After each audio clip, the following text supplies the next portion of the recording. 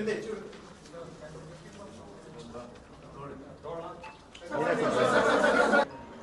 ಬಾರಿ ಬೆಂಗಳೂರು ನಗರದಲ್ಲಿ ಶಾಸಕನಾಗಿ ಜಯನಗರ ಮತ್ತು BTM ವಿಧಾನಸಭಾ ಕ್ಷೇತ್ರದಲ್ಲಿ ಶಾಸಕನಾಗಿ ಗೆದ್ದಿದ್ದೀನಿ. ಮೊದಲನೇ ಸಲ ವೀರಪ್ಪ ಮೊಯ್ಲಿಯವರ ಮಂತ್ರಿಮಂಡಲದಲ್ಲಿ ಸಚಿವನಾಗಿದ್ದೆ. ಆಮೇಲೆ SM ಕೃಷ್ಣ ಅವರ ಕಾಲದಲ್ಲೂ ಸಚಿವನಾಗಿದ್ದೆ. ಧರ್ಮಸಿಂಗ್ ಅವರ ಕಾಲದಲ್ಲೂ ಸಚಿವನಾಗಿದ್ದೆ. ಸಿದ್ದರಾಮಯ್ಯನವರ 2 ಅವಧಿಯಲ್ಲಿ ಸಚಿವನಾಗಿದ್ದೆ. ಎಲ್ಲ ಮುಖ್ಯಮಂತ್ರಿಗಳ ಹತ್ರ ಕೂಡ ನಾನು ಯಾವತ್ತೂ ಕೂಡ ನನಗೆ ಮಂತ್ರಿ ಮಾಡಿ ಅಥವಾ ಇಂಥ ಪೋರ್ಟ್ಫೋಲಿಯೋ ಕೊಡಿ ಅಂತ ಯಾವ ಮುಖ್ಯಮಂತ್ರಿಗಳನ್ನೂ ನಾನು ಕೇಳಿರಲಿಲ್ಲ. ಆಮೇಲೆ 2023ರಲ್ಲಿ ಮುಖ್ಯಮಂತ್ರಿಗಳು ಸಿದ್ದರಾಮಯ್ಯನವರಾದರು. ಆಗ ನಾನು ಅವ್ರನ್ನ ಹೋಗಿ ನಾನೇನು ಮಿನಿಸ್ಟ್ರ್ ಮಾಡಿ ಅಂತ ನಾನೇನು ಕೇಳಿರಲಿಲ್ಲ. ಅವರೇ ಕರೆದು ನನ್ನ ಮಿನಿಸ್ಟ್ರ್ ಮಾಡಿದ್ರು. ಆಮೇಲೆ 20ನೇ ತಾರೀಕು ಪ್ರಮಾಣ ವಚನ ಆಯಿತು.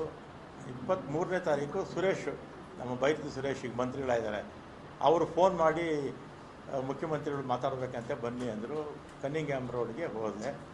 ಅಲ್ಲಿ ಮೇಲ್ಗಡೆ ಯಾರೋ ಇದ್ದರು, ಸೆಲ್ಲರಲ್ಲೇ ಪಾರ್ಕಿಂಗಲ್ಲಿ ನಾನು ಸುರೇಶ್ ಮಾತಾಡಿದ್ವಿ. ಏನು ಕರೆದಿದ್ದೇನು ಅಂತ ಕೇಳಿದೆ.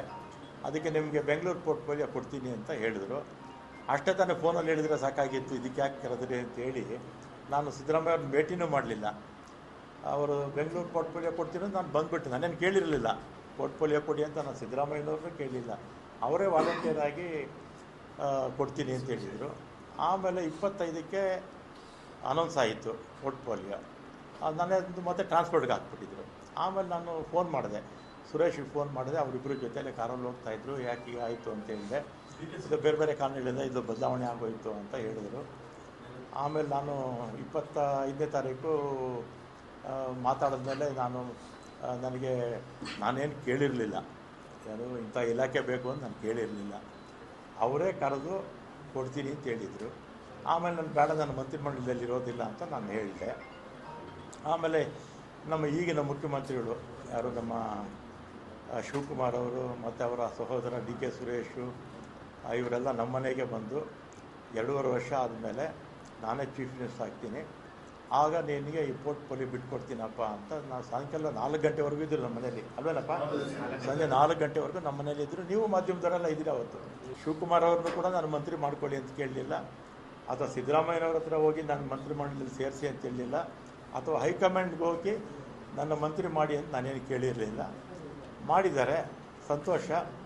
ಮತ್ತು ಅವತ್ತೇ ಶಿವಕುಮಾರ್ ಬೆಂಗಳೂರು ಪೋರ್ಟ್ಫೋಲಿಯೋ ನಿನಗೆ ಕೊಡ್ತೀನಪ್ಪ ಅಂತ ಹೇಳಿದರು. ಆಯಿತು ಅಂತ ಬಂದೆ. ನಾನು ಅದನ್ನು ಕೇಳಿರಲಿಲ್ಲ, ಅದನ್ನು ಕೇಳಲಿಲ್ಲ. ಅವರೇ ವಾಲಂಟಿಯರಾಗಿ ಹೇಳಿದರು. ಆಮೇಲೆ ನೋಡಿದ್ರೆ ಈಗ ಜಲಸಂಪನ್ಮೂಲ ಕೊಟ್ಟಿದ್ದಾರೆ. ನಾನು 2 ಬಾರಿ ಕೂಡ ಅವರೇ ಕರೆದು ಕೊಡ್ತೀವಿ ಅಂತೇಳಿ ಆಮೇಲೆ ಬೇರೆಯವ್ರಿಗೆ ಆಯಿತು. ಅದಕ್ಕೆ ನನಗೆ ಬೇಸರ ಆಗಿ ಈಗ ಆತ್ಮಸಾಕ್ಷಿ ವಿರುದ್ಧವಾಗಿ ಕೆಲಸ ಮಾಡೋಕ್ಕಾಗ್ತಿಲ್ಲ ಅಂಥೇಳಿ ಇವತ್ತು ನಾನು ರಾಜೀನಾಮೆ ಕೊಡ್ತಾಯಿದ್ದೀನಿ ಅಷ್ಟೇ. ಆಮೇಲೆ ಕಾಂಗ್ರೆಸ್ ಪಕ್ಷದಲ್ಲೇ ಇರ್ತೀನಿ, ಕಾಂಗ್ರೆಸ್ ಶಾಸಕನಾಗಿ ಮುಂದುವರಿತೀನಿ, ಅದರಲ್ಲೇನು ಎರಡನೇ ಮಾತಿಲ್ಲ.